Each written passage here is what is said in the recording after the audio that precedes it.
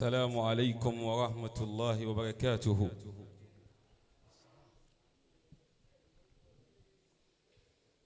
أعوذ بالله من الشيطان الرجيم.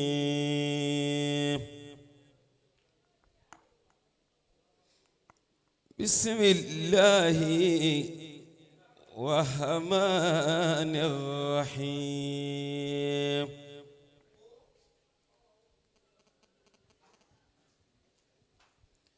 أعوذ بالله من الشيطان الرجيم. بسم الله الرحمن الرحيم.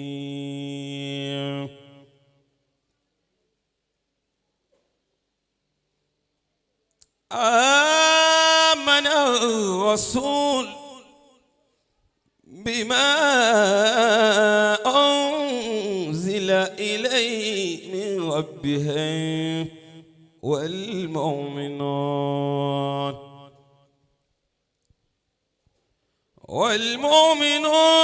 كل آمن بالله وملائكته وكتبه ورسله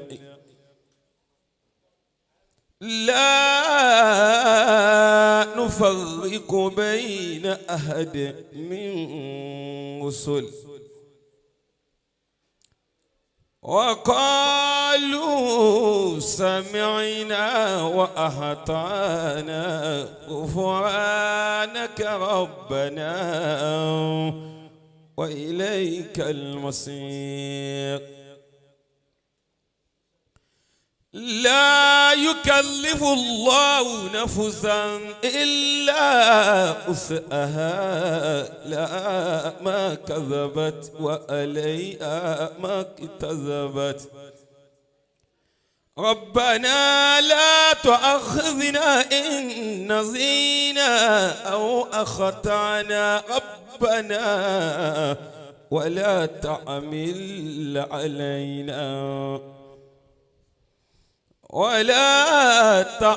علينا إصرا كما حملته على الذين من قبلنا.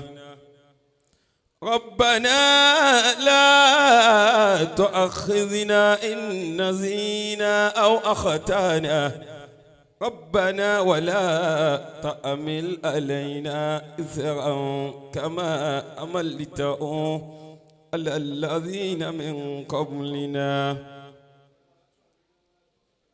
ما لا طاقة لنا واعف عنا واغفر لنا وارحمنا أنت مولانا فانظرنا للقوم الكافرين. صدق الله العظيم. سيسوكوالون توبي gbogbo ẹ̀mí tí ń mí lọ ọlẹ̀ tí ń mí lọ òkè ń jòkó yẹ sọpọ́lọ́ ń tóbi. Allahu Akbar. wọ́lá tí tóbi kúrè àánú jẹ́mi lórí tèmi ṣe. wọ́lá tí tóbi kúrè àánú jẹ́mi lórí tèmi ṣe. mo nídìí èèyàn mẹ́wàá tí ó sanwó Al-Qur'anu lẹ́ẹ̀kan náà. wọ́lá tí tóbi kúrè àánú jẹ́mi lórí tèmi ṣe. wọ́lá tí tóbi kúrè àánú jẹ́mi lórí tèmi ṣe. ẹgbẹ́ kọ́lé ẹgbẹ́ ìrànlẹ̀ jẹ́mi lórí tèmi ṣe. wọ́lá tí tóbi kúrè àánú jẹ́mi lórí tèmi ṣe. ẹgbẹ́ kọ́lé ẹgbẹ́ ìrànlẹ̀ jẹ́mi lórí tèmi ṣe. wọ́lá tí tóbi kúrè àánú jẹ́mi lórí tèmi ṣe.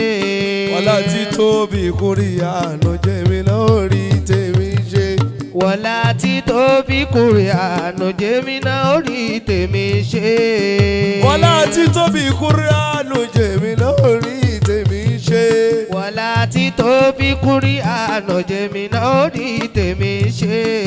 ẹgbẹ́ kọ́lé ẹgbẹ́ ìrànlẹ̀ jẹ́mi lórí tèmi ṣe. wọlá títóbi kùránù jẹ́mi náà rí tèmi ṣe. ọlá títóbi kùránù jẹ́mi náà rí tèmi ṣe. wọlá títóbi kùránù jẹ́mi náà rí tèmi ṣe. ọlá títóbi kùránù jẹ́mi náà rí tèmi ṣe. wọlá títóbi kùránù jẹ́mi náà rí tèmi ṣe. wọlá oṣù Ramadan jẹ́mi náà rí tèmi ṣe. wọlá títóbi kùránù jẹ́mi náà rí tèmi ṣe. ọlá títóbi kùránù jẹ́mi náà rí tèmi ṣe.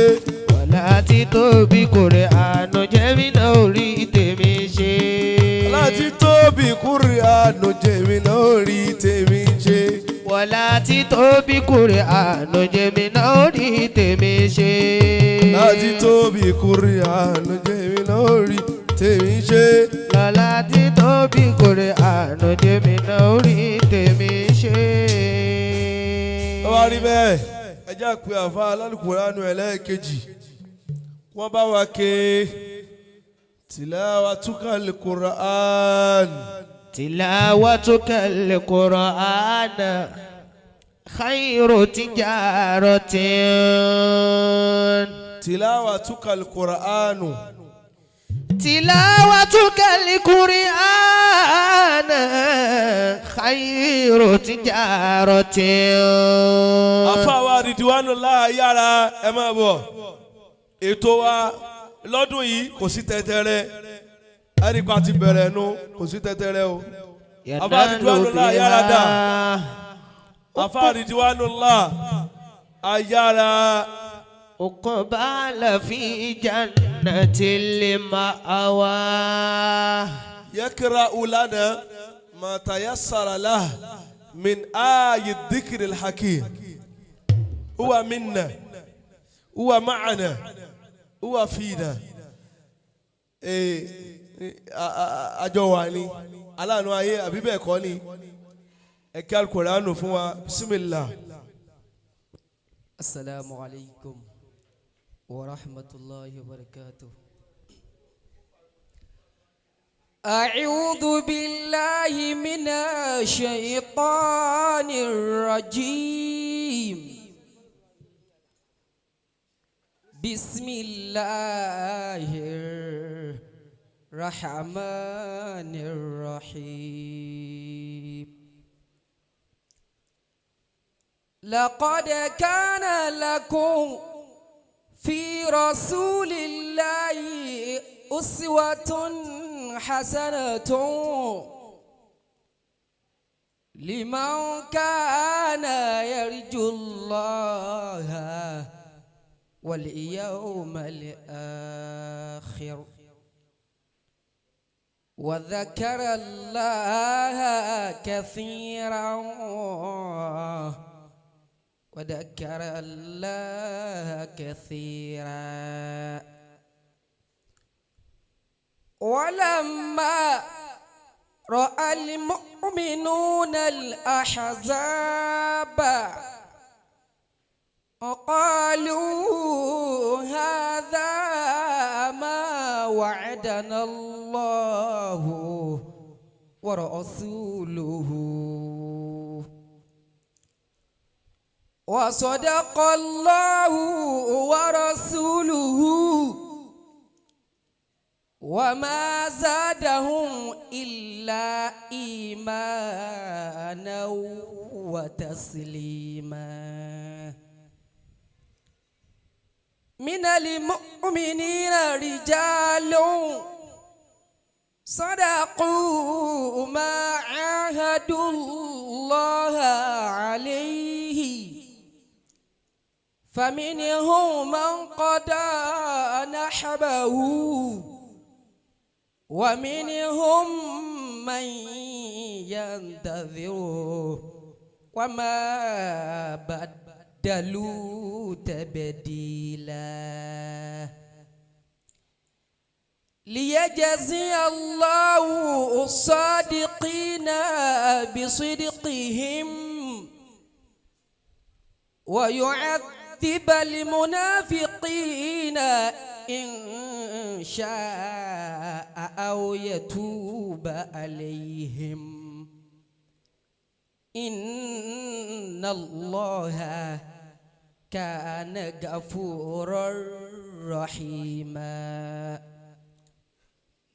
ورد الله الذين كفروا بغيظهم لم ينالوا خيرا وكفى الله المؤمنين القتال أكان الله قويا عزيزا صدق الله العظيم. àwọn tí a máa ń pariwo ọlọ́run yìí tí ìsìn jòkó yìí As-Sayyid Ridwanullah Ayara wọn kí Al-Qur'anu náà pẹ̀lú ohun àwọn bàbá wa Alhaji àgbà gẹ́gẹ́ bí a ti ṣe gbọ́ tàkọ́kọ́ náà bẹ́ẹ̀ ìdí oríire tí mo fẹ́ ni tó bá ké àtẹ̀yí tí mo fún ẹni tó bá gbọ́ náà ló wá kó mọ́sá ṣe fún gbogbo wa. Àmín. Ká appreciate wọn bá ti ṣe ń bi ti àfa tí wọ́n kọ́kọ́ ké lálákọ́kọ́ ká appreciate As-Sayyid Ridwanullah wa nurun fawqa nurin wa kalamun minallahi wa kitabun min samai wa nurun fawqa nurin wa kalamun minallahi wa kitabun min samai wa nurun fawqa nurin wa kalamun minallahi wa kitabun min samai wa nurun fawqa nurin wa kalamun minallahi wa kitabun min samai. yóò dá fún yín ẹ bá ń tẹ́wálẹ̀ díẹ̀ nígbà tí wọ́n ń sọ̀kalẹ̀ kíkénú Al-Qur'anu òun náà ni àfàgbà bàbá wa Sheikh Alimi kásẹ ṣéwù a sì jòkó ṣé wà Alimi wọlé bọ̀ a sì jòkó léyà ká kásẹ ṣéwù ká tún ṣe bẹ́ẹ̀ lẹ́ẹ̀kan sí bikulli lisani bal bikulli jawari aqulu adama Allahu dawlata alimi aqulu adama Allahu dawlata alimi. àbáwá máa dìbò à ń kí wọlé wọn nígbà tí ó já sí pé bàbá ti rí wọn a ti rí bàbá wa Sẹ́ríkì Mùsùlùmí bàbá wa Mẹ́mẹ́tàbà Sẹ́ríkì Ìlọrí. bikulli lisani bali bikulli jawadi aqulu adama Allahu dawlata alimi aqulu adama Allahu dawlata alimi. Mawlaya Zal Qarinaini gẹ́gẹ́ bí gbólóhùn